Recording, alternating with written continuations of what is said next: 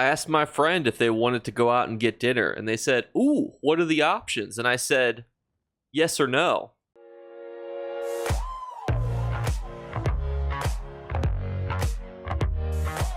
What's going on, YouTube? So today we have a video on something that you guys educated me on, because sometimes, most of the time, quite often, I'm a dum-dum, and there are things that I don't know, which is why it is actually imperative that I read all of your YouTube comments, because you guys have great suggestions, ideas, and just general knowledge of the game. So this is first and foremost a thank you to you.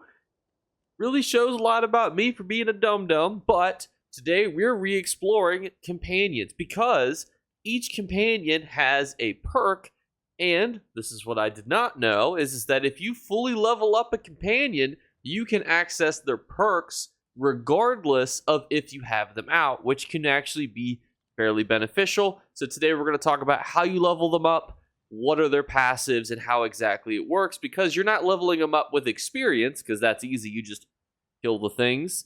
Now, what level you are also impacts how much XP you get, because, for example, your companions get a fraction of the XP that your character gets, so higher level characters get, better companion XP, etc., etc. That's a different video. But we're going to be talking more so today about rapport and how you guys can get these nice perks just to always be active in your gameplay. And as an example, what we're going to be going over are the actual keepsakes. So once you have the keepsake, you actually then have the achievement necessary to have the companion passives essentially always active regardless of if they're out or not, which actually could be fairly helpful, especially if you're doing multiple things at once, which we'll kind of go through when we talk about the specific companions, rapport, and etc. Starting us off, we have Isobel, because she's the greatest companion. Isobel's Grace gives you basically extra loot when you kill world bosses, which contain a variety of different items. So how do you get that passive 24/7? Now, the important distinction is if you have Isobel out, you will have that passive active, which is helpful when we talk about other companions like the Sharpest Knights as whatnot, because he's going to help you when you're fishing. That will always be helpful. You can always have him out while you're fishing.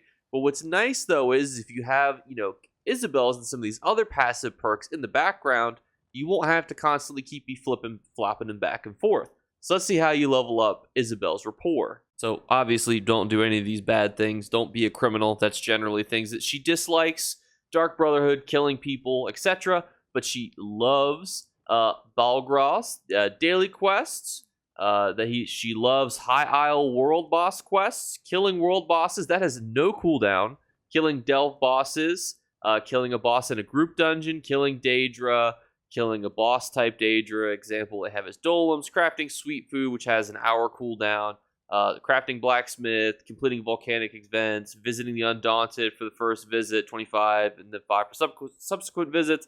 Talking to alliance leaders. Talking to Lyris. Using repair kits. Accepting a duel request. Summoning a different type of pet. And then completing one personal quest. Now, you see at the very bottom, available at 1,500, 2,750, and 4,000. 4,000 is how much you need to get these passive perks going 24/7. Ember is another great option. It is a great example of a companion perk that you might want to have after you've leveled her up. We'll talk about why after we explain what it is, and that is because she gives Ember's expertise, which basically gives you an extra hidden wallet while pickpocketing. Super simple. But then you'll notice that she hates getting seen while pickpocketing. So there's a lot of things that she hates that are in a mixed with what you have to do to level up her rapport. So she's a good example of someone who, once you have her fully leveled up, it's better to actually not have her out while you're pickpocketing. Pickpocketing can be a great way to make extra money on ESO, utilizing what I call the 2-1 method. That's where you pickpocket twice, use the Blade of Woe once on a NPC that you're trying to pickpocket, and you can see that she basically has a lot of things intermixed with this, but basically the gist is Mage's Guild Daily, Thieves Guild Heist, a High Isle Daily Delve, and harvesting runestones, killing wolves, safe boxes, winning a Tales of Tribute game, which is pretty interesting, and so on and so on. So you can see here the list of things that she likes, and it's very tied to what she is pretty much all about. Next up, we have Sharp as Knights, which is probably the most simplistic companion, and probably a companion that you probably don't need to focus on maxing out his actual rapport, because it's very straightforward. You're going to use him when you're fishing. You can see here, it increases the rate that you get trophy fish. It makes getting a Master Fisherman achievement much simpler. However, generally, you're not fishing while also killing world bosses or some of the other things that we've seen so far. Pickpocketing. Most people don't pickpocket, go to a fishing hole, and then pickpocket and go to a fishing hole and then kill a world boss. So he's one of the ones that you might not necessarily need to fully level up. However, he is the easiest to level up. You can see, look, the following actions will increase rapport: going fishing, visiting a history, completing a Vardenfell hunt daily quest, crafting poison, completing a Telvanni Peninsula world boss quest. He's so easy. You use him to fish, and he just is consistently happy while you're fishing. It's just that simple. Next, we have dear old Mirri, who's another example of one that's helpful to have, because you might come across this.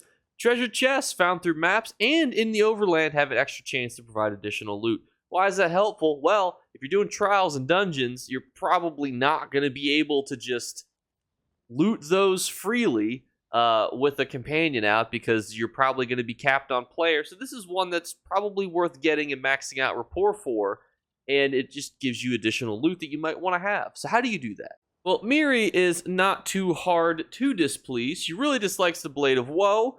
Completing the Black Sacrament, picking up torch bugs or butterflies can be very annoying when you have her out with you, but the rest of them are fairly straightforward. How do you make her happy? Obviously, you can continue to do her personal quests as they come up. Fighters Guild Daily, she absolutely loves those. Daedric Delves, Brass Fortress, Antiquity, Sigic Portals, visiting different areas, learning new motifs.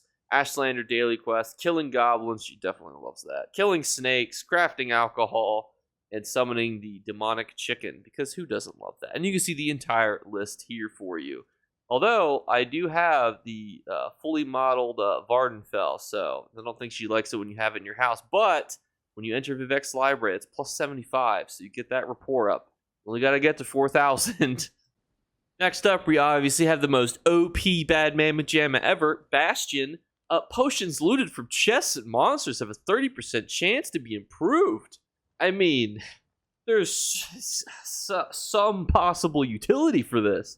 If you thought really hard, I'm sure you could think of some obscure scenario where this would be helpful. And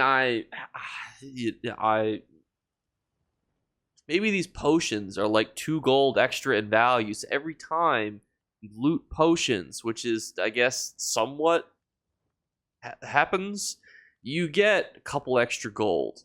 Is that worth it? No, but it is unique.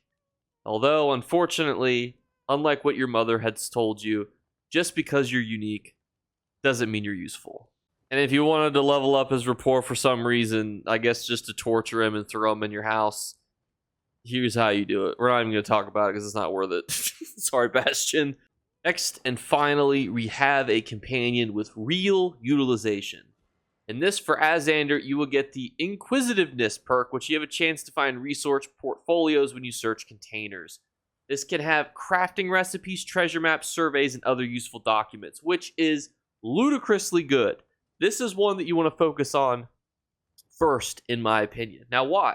You might be thinking to yourself, hey, Jake, why can't I just have Azandar Elf, Azandar, all the time? Why can't I just use him? To that, dear friends, I say, well, when you're going in a dungeon and trial, you could loot a lot of things. Especially like if you're doing Sunspire. Sunspire is filled with a bunch of nonsense.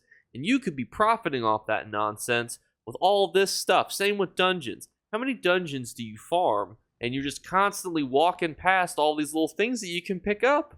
And he's going to make those pickups even more profitable. This is the guy that you want to get out, max his rapport up, and complete that associated achievement with as fast as possible. And his is small and what he likes. Now, these are also constantly being updated as this information is still newer. Interacting with an alien well, visiting Mundus Stones, crafting tea, provisioning items, completing daily enchantment writs, completing Telvanni, solo daily jobs, and entering the Hollow City. all ways that you're going to be able to max up that rapport, which is generally the key to finishing those associated achievements with that specific companion. Also, leveling them up is usually one that can kind of become a little bit of a sticky wicket, but check out my other videos on that. In fact, if you're interested in how to get these companions and my general thoughts on how much utilization they have just by having them out, check out that video because it goes over that. This is really about the hidden juiciness, that's what I decided to describe it as, inside of these companions. Hidden juiciness inside of these companions. Don't think too hard about that. That they will give you in these bonuses. So in short, Azandar's is OP.